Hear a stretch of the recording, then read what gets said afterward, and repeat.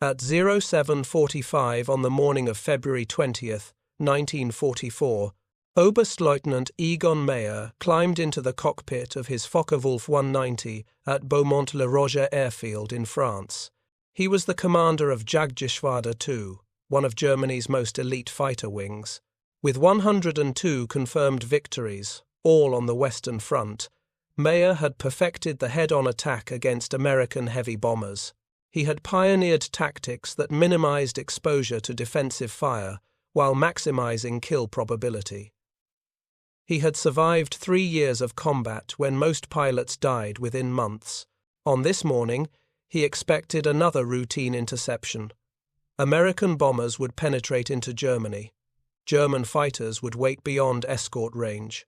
The American P-47's would turn back as they always did. Then the slaughter would begin. But something was different this time. Intelligence reports from the previous weeks had mentioned sightings of a new American fighter, silver aircraft with distinctive belly radiators, faster than anything Germany had encountered. Reports suggested they could fly deeper into the Reich than should have been possible.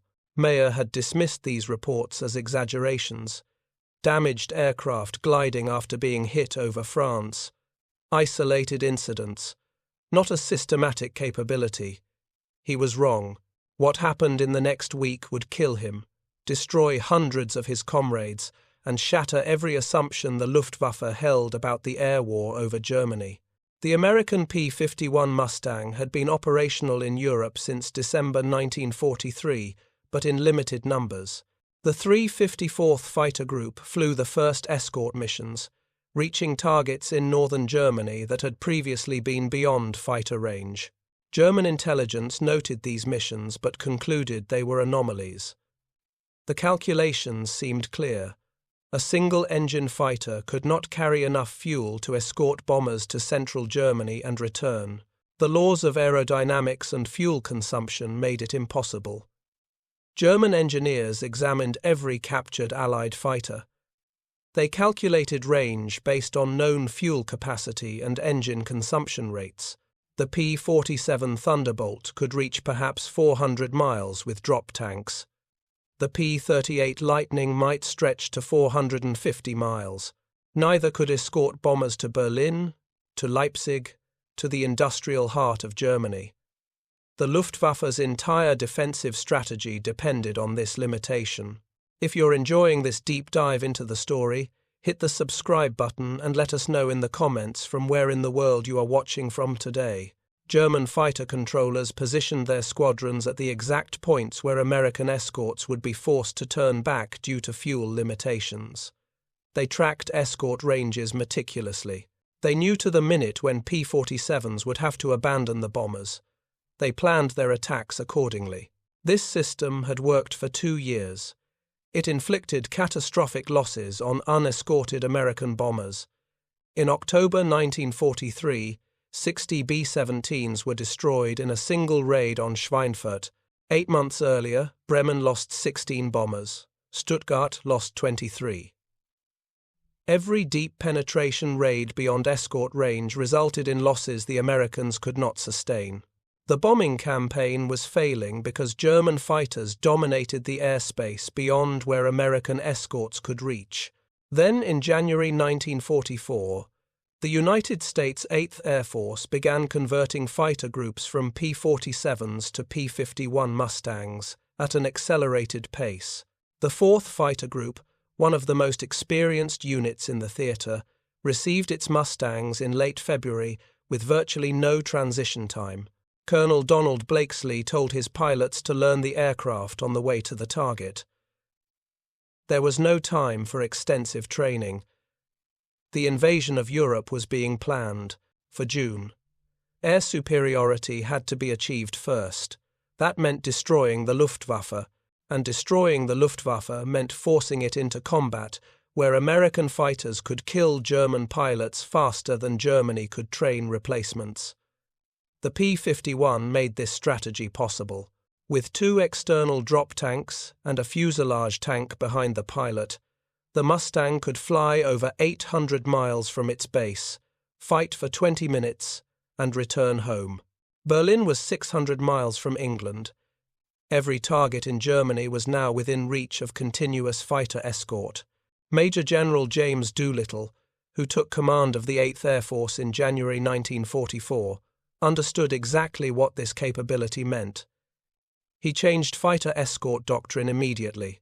Previously, American fighters stayed close to bomber formations, providing direct protection. Doolittle freed them to hunt aggressively. Fighter groups were sent ahead of bombers to find German fighters while they were forming up. Mustang squadrons were tasked with strafing airfields to destroy aircraft on the ground before they could take off. The goal was not just to protect bombers, but to annihilate the Luftwaffe completely by killing pilots and destroying aircraft wherever they could be found. This new doctrine would be tested during Operation Argument, a concentrated 6-day bombing campaign targeting German aircraft factories. The operation began on February 20th, 1944. It would later be called Big Week. For the Luftwaffe, it marked the beginning of the end. On the first morning of Big Week, Egon Mayer led his fighters to intercept American bombers attacking aircraft plants in central Germany.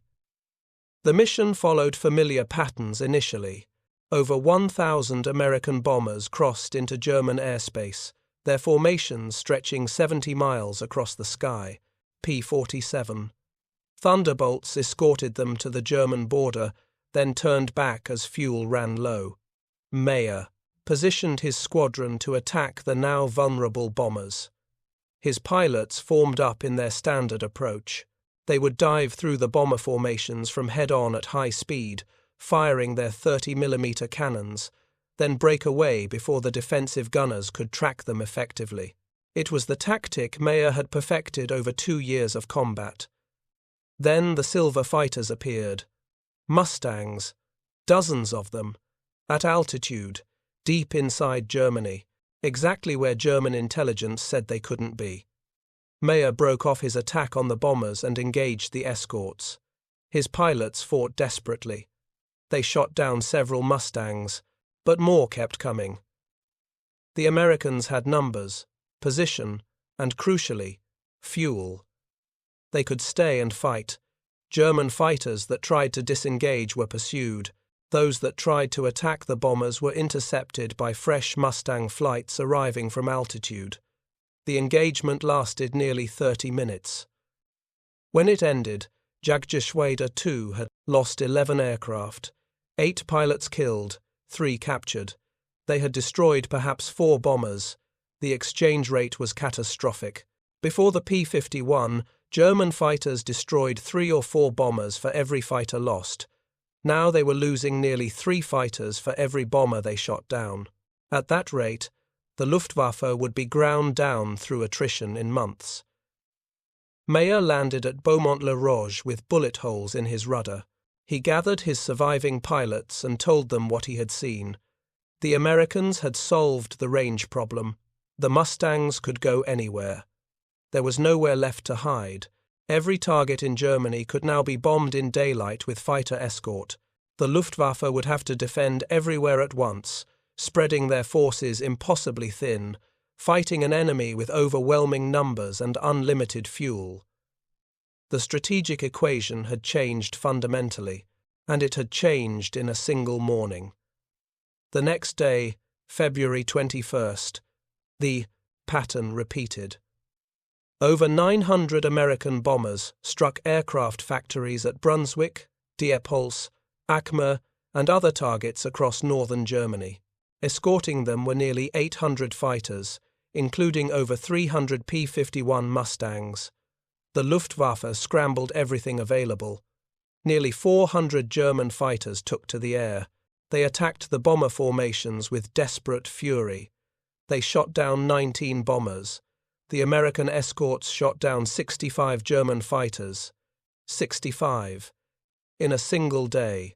German pilot losses were even worse than aircraft losses. When a German pilot was shot down over Germany, he was often killed. Even if he bailed out successfully, he might land in a burning city being bombed at that moment. The parachute made him visible to any Allied fighter pilot looking for targets of opportunity. Some German pilots were strafed while descending. Others landed in the middle of air raids and were killed by bombs meant for factories and rail yards. Survival rates for shot-down pilots over the Reich were far lower than over France or the Low Countries. Major Günther Specht of Jagdgeschwader 11 led an attack against B-17 bombers near Brunswick on February 21st. His squadron had been in continuous combat since early 1943. They were experienced, skilled, well led. They knew how to position for maximum effect against bomber formations. They executed their attack perfectly, diving through the bombers from 12 o'clock high, firing cannons, breaking away before defensive fire could concentrate. They damaged several bombers. Then P-51 Mustangs hit them from above. Specht's squadron scattered. In the turning fight that followed, 3 German pilots were shot down. Specht himself barely escaped when a Mustang got on his tail and stayed there through a vertical climb and rolling scissors maneuver. The Mustang matched every move. It turned with the lighter Focke-Wulf 190. It climbed with it. It stayed in firing position throughout the entire engagement. Specht only escaped by diving to treetop level at full throttle and running until the Mustang finally broke off to rejoin its squadron. When Specht landed, his aircraft had 27 bullet holes. His wingman was dead. His number 3 was missing. His number 4 had crash-landed with a destroyed engine. In exchange, they had damaged 2 bombers. Neither bomber was confirmed destroyed. The mission was a complete failure. Specht filed his combat report that evening. He noted that the American Mustang appeared superior to German fighters in speed at altitude, in sustained turning, and critically, in range. His recommendation was simple. Germany needed to develop counter-tactics immediately, or accept that continued operations at current loss rates would destroy the fighter force within months. His report was forwarded up the chain of command. It joined dozens of similar reports from other squadron commanders. The pattern was unmistakable. The Luftwaffe was being systematically destroyed. February 22nd brought the worst losses yet. Over 800 American bombers attacked targets across Germany and occupied Europe. The Luftwaffe committed over 500 fighters to stopping them. The battle that developed was one of the largest air engagements of the entire war. German fighters attacked from all directions. They employed every tactic they had developed over 3 years of combat: head-on attacks, diving attacks from high altitude, formation attacks with multiple fighters focusing fire on single bombers, rocket attacks from twin-engine destroyers that could stay outside the range of defensive machine guns. Nothing worked. The American escort was too strong, too well-positioned, too numerous. Every German attack was intercepted before reaching the bombers. Fighters that tried to close with the bomber formations were engaged by Mustangs that had altitude and speed advantage. The twin-engine rocket fighters, Messerschmitt 110s and Me-410 Hornets, were particularly vulnerable. They were slower than single-engine fighters and far less maneuverable. American P-51's slaughtered them. Entire squadrons of twin-engine destroyers were wiped out in minutes. Oberstleutnant Wolf Dietrich Wilke, commander of Jagdgeschwader 3, flew multiple missions on February 22nd. Wilke was an experienced combat leader with 162 confirmed victories. He had fought in Spain, Poland, France, and for 3 years on the Eastern Front before being transferred to defend the Reich. He understood aerial combat as well as anyone in the Luftwaffe. On his 3rd sortie of the day, Wilke led his squadron against a formation of B-24's bombing Gotha aircraft plants. He positioned his fighters for a coordinated attack from high altitude, planning to dive through the bomber formation at maximum speed, fire, and escape before escorts could react. As his fighters rolled into their attack dive, P-51 Mustangs appeared from the sun. They had been waiting in ambush above the bombers. Wilke called out the warning, but it was too late. The Mustangs dove through his formation, guns firing. 2 German fighters exploded immediately. 3 more were hit and went down smoking. Wilke pulled up hard, trying to gain altitude for another attack. The Mustangs followed. In the vertical fight that developed, 4 more of Wilke's pilots were shot down. Wilke himself took hits in his engine and had to break off and emergency land at a forward airfield. His squadron had been decimated. 13 aircraft shot down or damaged beyond repair. 9 pilots killed or missing. They had destroyed 0 bombers. 0. That night, February 22nd, Luftwaffe headquarters compiled loss reports from across the Reich. The numbers were catastrophic. 43 fighters destroyed. Another 28 damaged beyond immediate repair. 32 pilots killed. 14 wounded. 11 missing. For comparison, the Luftwaffe's training pipeline graduated approximately 30 new fighter pilots per week.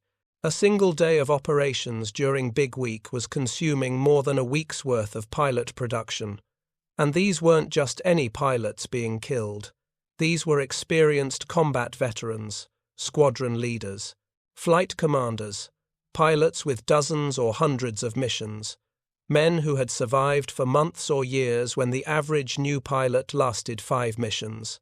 Their deaths represented not just numerical losses but the systematic destruction of the Luftwaffe's institutional knowledge and combat effectiveness.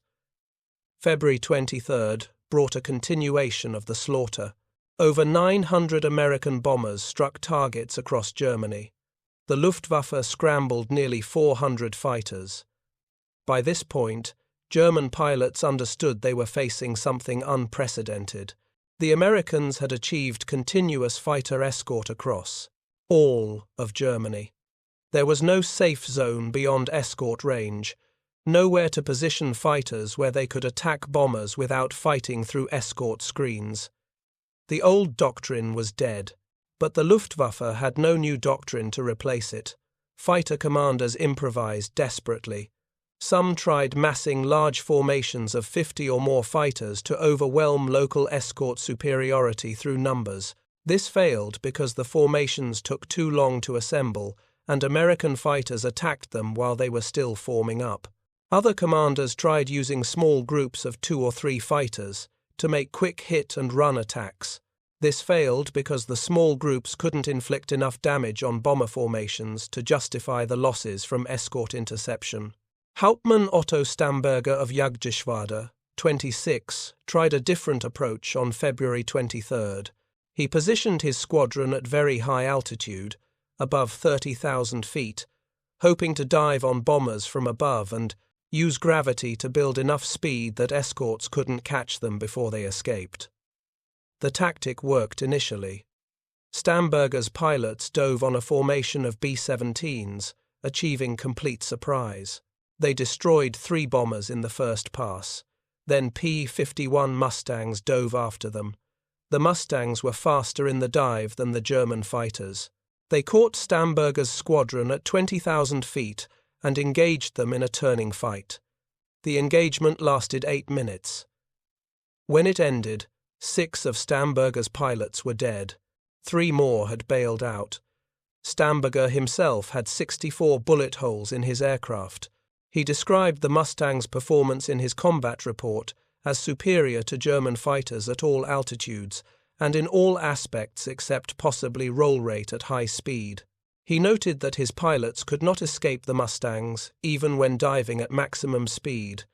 The Americans simply followed them down and shot them out of the sky. February 24th and 25th brought more of the same. The American raids continued relentlessly. The Luftwaffe kept scrambling fighters. The casualties mounted. By the end of Big Week, the Luftwaffe had lost over 300 fighters destroyed or damaged beyond repair. Approximately 100 fighter pilots had been killed. Another 90 were wounded or missing. The Americans had lost 226 bombers and 28 escort fighters. On paper, the exchange rate appeared acceptable. The Americans lost more aircraft than the Germans, but the strategic reality was completely different. The United States could lose 200 bombers in a week and replace them within days. The factories were producing hundreds of aircraft per month. Trained crews were arriving from the United States in a continuous stream. The losses were sustainable. Germany could not replace 100 experienced fighter pilots. The training system was collapsing. Fuel shortages meant new pilots received less than 200 hours of flight time before being sent to combat. Experienced instructors were being pulled from training duties to fly combat missions because frontline losses were so severe. The result was a death spiral. Poorly trained new pilots died quickly in combat. Their deaths required even more replacements. But there was no time to train replacements properly because experienced pilots were needed immediately at the front. So more poorly trained pilots went to combat and died just as quickly. Oberst Johannes Steinhoff, commander of Jagdgeschwader 77, described the situation in a report filed in late February. His unit had started the month with 42 operational pilots. During Big Week, they lost 19 pilots killed, wounded, or missing. They received 14 replacement pilots from training schools. Of those 14, 7 were dead within 3 days. 2 more were wounded and evacuated. 5 survived long enough to begin learning basic combat, survival skills. Steinhoff noted that new pilots were arriving at his unit with less than 200 total flight hours. Some had never fired the guns on their aircraft before arriving at the front. They didn't know basic combat formations. They couldn't maintain position in a dogfight. They panicked when engaged and made fundamental errors that got themselves and their wingmen killed. Steinhoff wrote that sending these pilots into combat against experienced American fighter pilots who had over 400 hours of training was tantamount to murder. But there was no choice. The bombers kept coming. The fighters had to fly, and the pilots kept dying. If you find this story engaging, please take a moment to subscribe and enable notifications. It helps us continue producing in-depth content like this. The psychological impact on Luftwaffe pilots was devastating. For 3 years, they had dominated the skies over Germany. They knew that beyond a certain distance from England, American fighter escorts would turn back. That knowledge gave them confidence. They could plan their attacks. They could choose when to engage. They controlled the tactical situation. Big Week destroyed that confidence permanently. American fighters with incredible range appeared everywhere at once. German pilots could no longer predict where escorts would be. They could no longer wait for escorts to turn back. Every mission became a desperate fight for survival against overwhelming numbers. The Mustangs were faster. They turned tighter. They climbed better.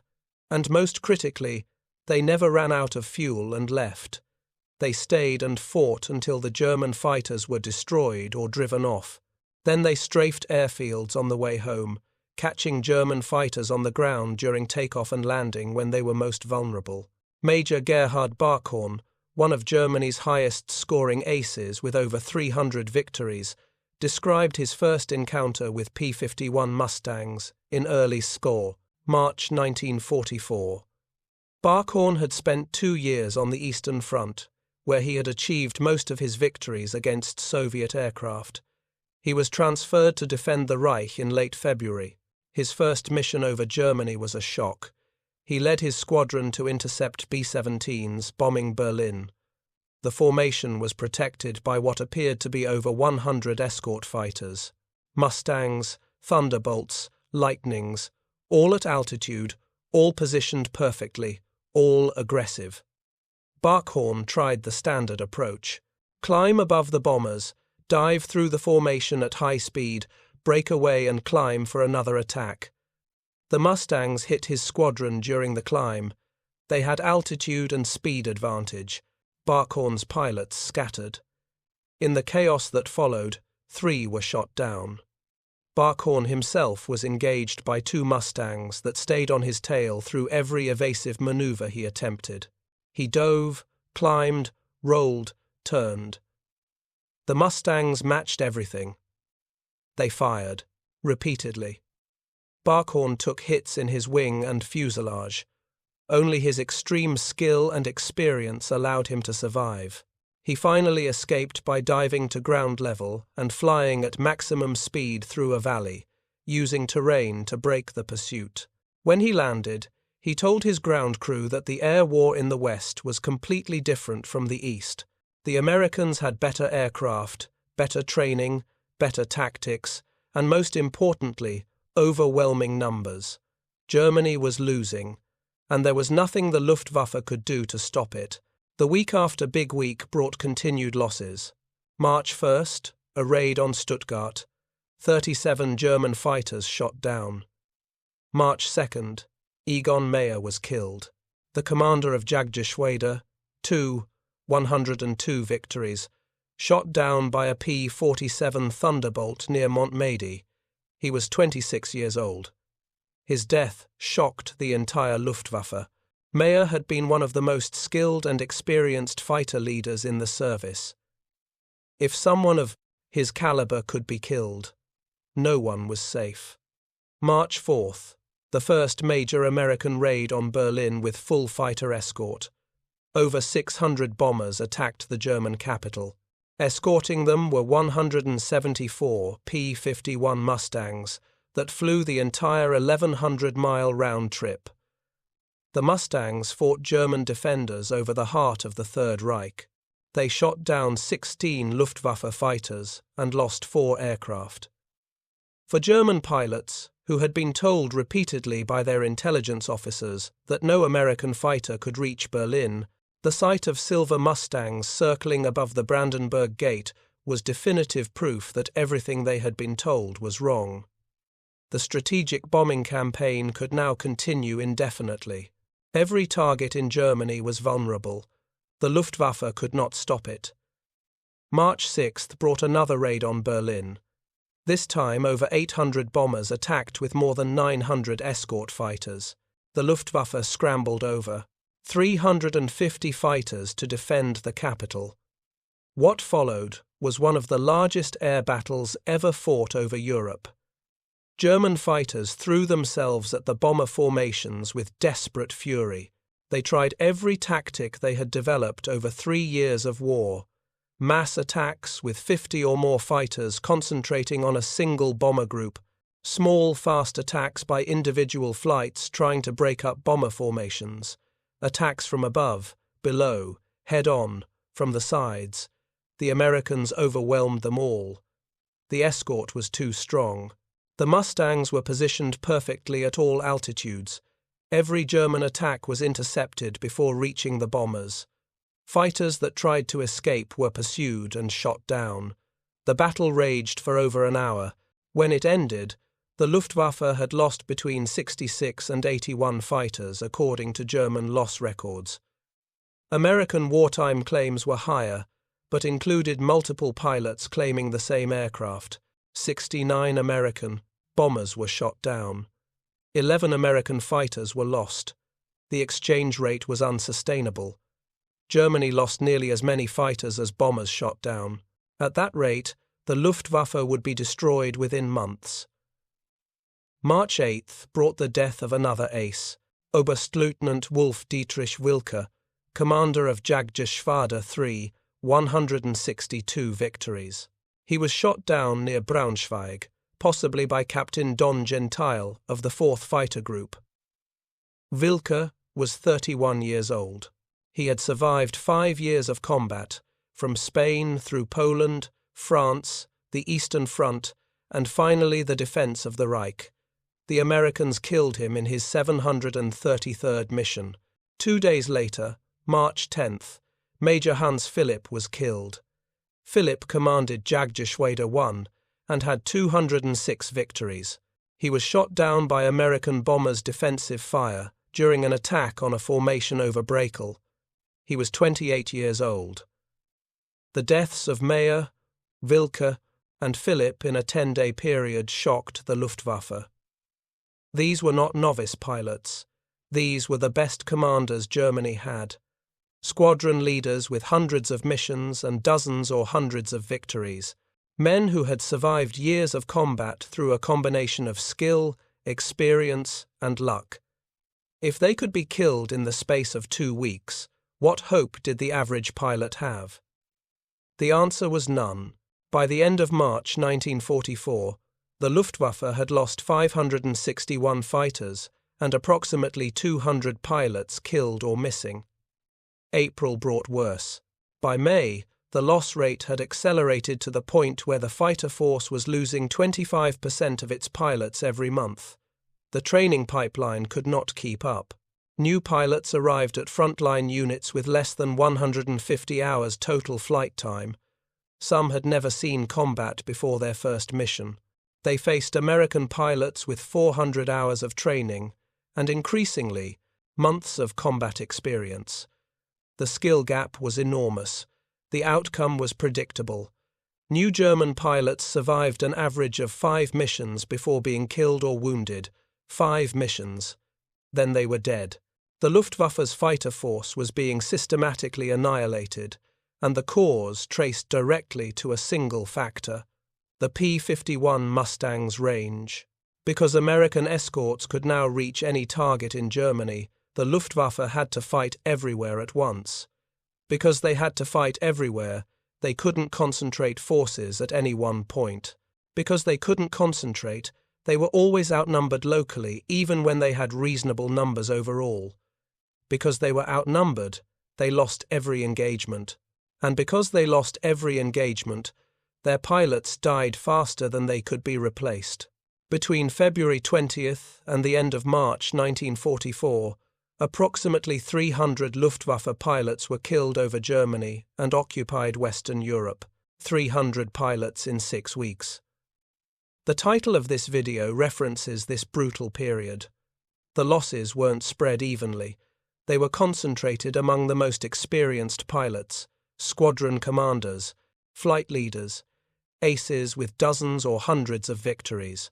These were the men who led formations into combat, who trained new pilots, who developed tactics, who maintained institutional knowledge about what worked and what didn't. Their deaths represented not just numerical attrition, but the systematic destruction of the Luftwaffe's leadership and expertise. By April 1944, many fighter squadrons were being led by pilots in their early 20s with less than a year of combat experience. The men who had fought since 1939 were mostly dead. The men who had trained them were dead. The institutional knowledge built over 5 years of war was disappearing as the experienced pilots were killed. What remained was a force of increasingly desperate, poorly trained, inadequately led pilots flying against an enemy with overwhelming superiority in numbers, training, leadership, and equipment. General Lieutenant Adolf Galland, General der Jagdflieger, commander of all Luftwaffe fighter forces, compiled a comprehensive report in April 1944. The report was distributed to the High Command, to Reichsmarschall Hermann Göring, to anyone who would listen. It detailed the catastrophic state of the fighter force. Since January, over 1,000 fighter pilots had been killed, wounded, or captured. In the previous 10 major operations, the Luftwaffe had lost approximately 500 aircraft and 400 pilots. The enemy outnumbered German fighters 6-1 in some operations, 8-1 in others. American and British pilot training was extraordinarily high. Most Allied pilots entering combat had 400 to 500 hours of flight time. German pilots were being sent into battle with less than 200 hours. Some had less than 150. The training infrastructure had collapsed due to fuel shortages and constant Allied attacks on airfields. Galland stated in his report that he would rather have one Me-262 jet fighter in action than 5 Bf-109s. The Me-262 was the jet fighter Galland had advocated deploying for months. It was faster than any Allied fighter by 100 miles per hour. It could break through escort screens and attack bombers without being intercepted, but Hitler had insisted it be developed as a bomber, not a fighter.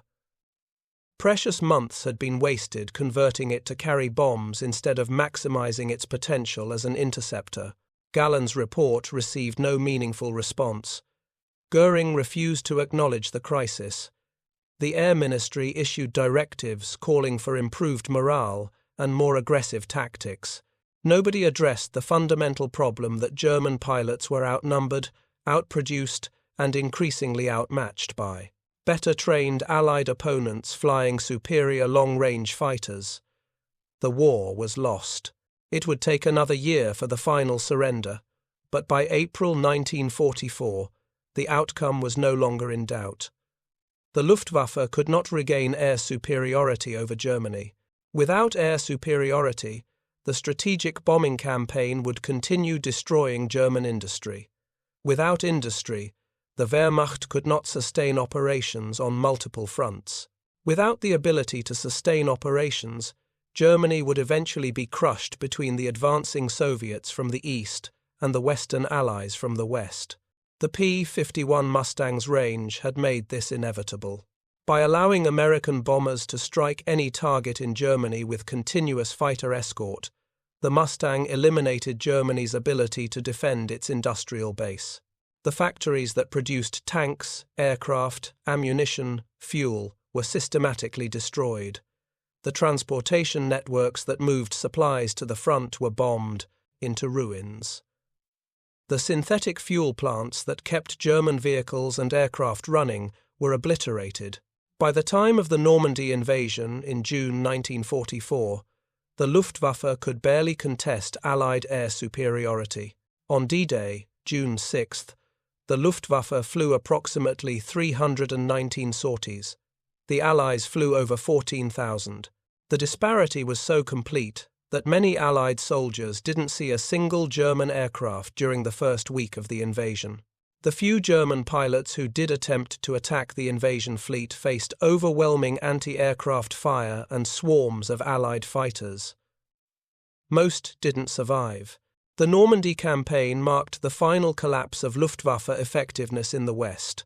What remained of the fighter force retreated deeper into Germany, where it continued to be ground down through attrition until the final surrender in May 1945. For German aces who survived the war, the memory of February and March 1944 remained vivid decades later. They remembered the moment they realized the Americans had solved the range problem. The moment they saw P-51 Mustangs flying deep into Germany, over Berlin, over targets that should have been beyond escort range. They remembered understanding instantly that the war had shifted irrevocably. American fighters could go anywhere. The Luftwaffe had nowhere to hide. Every target was vulnerable, and there was nothing Germany could do to stop it. Galland himself, when interviewed by historians after the war, consistently pointed to the arrival of long-range American escorts as the turning point. When fighters appeared over Berlin for the first time, he knew the war was lost, not immediately, not dramatically, but inevitably. Germany might fight on for another year, but the outcome was no longer in question. The strategic balance had shifted. The Americans could bomb Germany at will. The Luftwaffe could not stop them. And without the ability to protect its industry, Germany could not win a war of attrition against enemies with vastly superior production capacity. Egon Mayer never saw the final outcome. He died on March 2nd, 1944, 12 days after Big Week began. His death was recorded in Luftwaffe loss reports with minimal fanfare. Another experienced pilot killed in action. Another squadron commander lost, another ace who would never train the next generation. His warnings about the P-51's capabilities had been correct. The Americans had solved the range problem. German fighters could no longer wait beyond escort range and attack vulnerable bombers. Every mission was now a fight against overwhelming odds, and the Luftwaffe was losing. Wolf-Dietrich Wilke died 6 days after Mayer. Hans Philipp died 8 days after Wilke. 3 of Germany's most experienced and skilled fighter leaders killed in 2 weeks. Their deaths, and the deaths of hundreds of other pilots during February and March 1944, represented the beginning of the end for the Luftwaffe. The fighter force would continue to exist on paper for another year. Factories would continue producing aircraft. New pilots would continue graduating from training schools. But the organization's effectiveness was broken. The experienced leadership was dead. The tactical knowledge was lost. The strategic situation was hopeless. What remained was a death spiral that would continue until Germany's final surrender in May 1945. Thank you for watching. For more detailed historical breakdowns, check out the other videos on your screen now, and don't forget to subscribe.